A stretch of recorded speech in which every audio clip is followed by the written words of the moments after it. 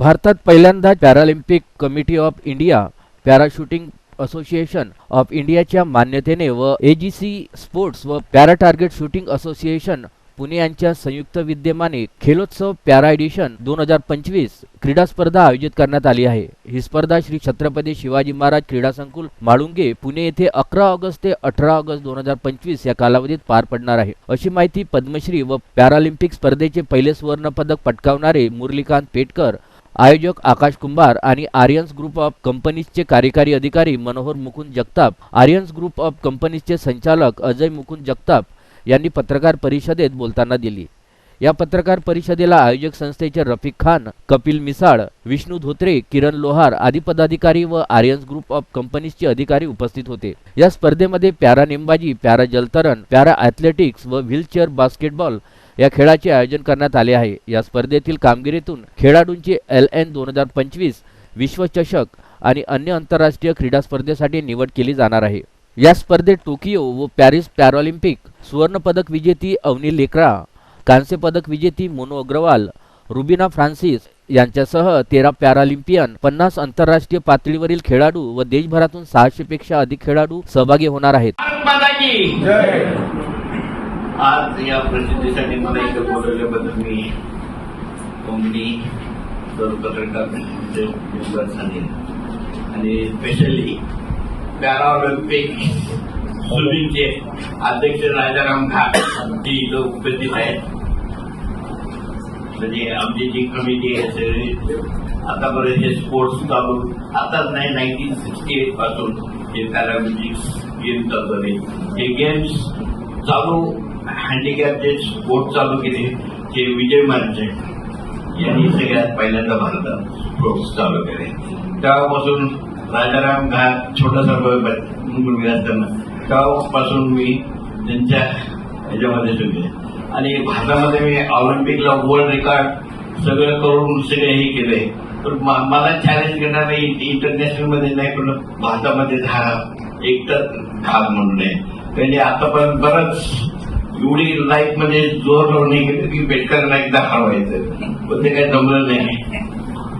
पण पुढल्या त्यांना पण आता महाराष्ट्र गव्हर्नमेंटनी शिवछत्रपती अवॉर्ड दिलेले आहेत। आता मेन मुद्द्याचं मध्ये ही जी कमिटीने कुंभार साहेबांनी जे लोगो बनवून आपल्या पुढं 5 गेम्स चालू करून ऑलिम्पिकला आहे।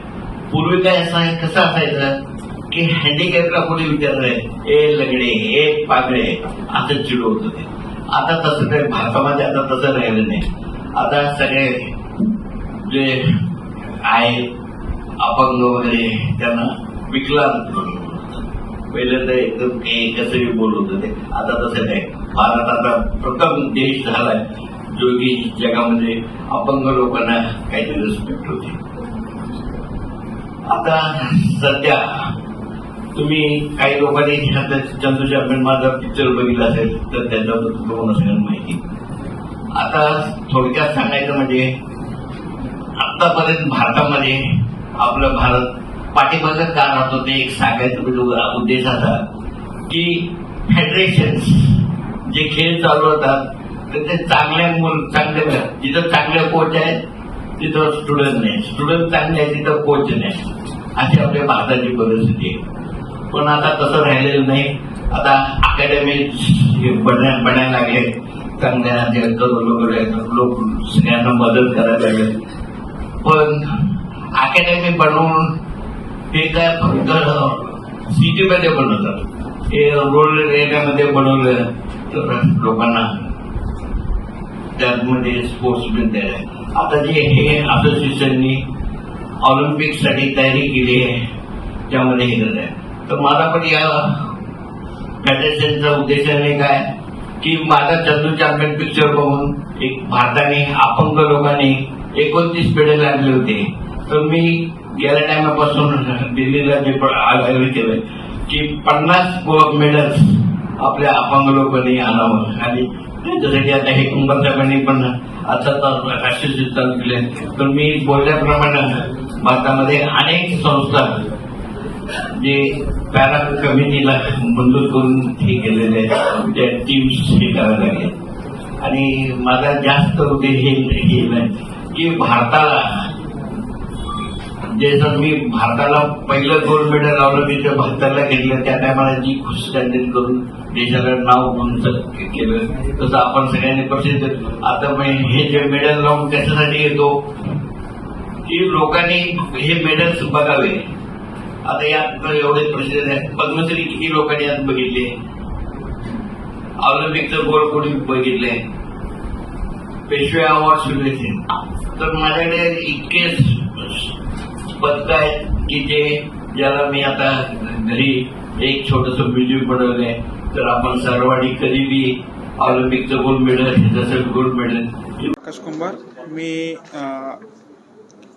खेल उत्सव या स्पर्धेचा चेअरमॅन आहे आणि ह्यामध्ये पहिल्यांदाच AGC स्पोर्ट्स यांच्या आणि आर्यन ग्रुप ऑफ कंपनीज यांच्या पुढाकाराने व Paralympic committee of India, para shooting association of India यांच्या मदतीने आणि यांच्या मान्यतेने 11 ऑगस्ट ते 18 ऑगस्ट या कालावधीत श्री शिवछत्रपती क्रीडा संकुल बालेवाडी येथे खेल उत्सव या स्पर्धेचं आयोजन केलेलं आहे.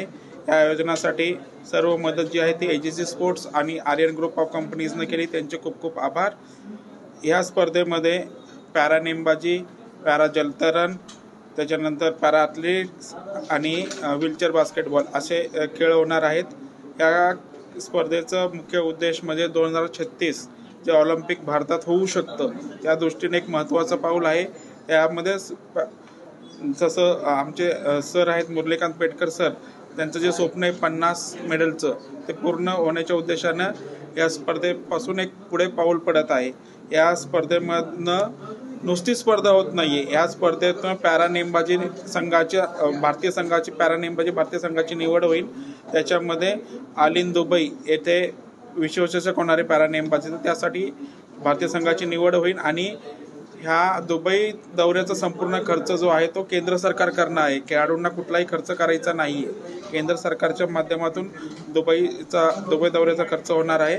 या स्पर्धेमध्ये डबल गोल्ड मेडलिस्ट अवनी लेकरा, कांस्य पदक विजेत्या मोना अगरवाल, कांस्य पदक विजेत्या रुबिना फ्रान्सिस, त्याच्यानंतर टोकियो सिल्वर मेडल व कांस्य पदक मेडल विजेते मनीष नरवाल यांच्यासारखे 16 ऑलिम्पिक खेळाडू सहभागी होणार आहेत. तसेच पूर्ण देशभरातून 600 पेक्षा अधिक खेळाडू या स्पर्धेमध्ये सहभागी होणार आहेत. आतापर्यंत 250 लोकांनी नोंदणी केलेली आहे. धन्यवाद.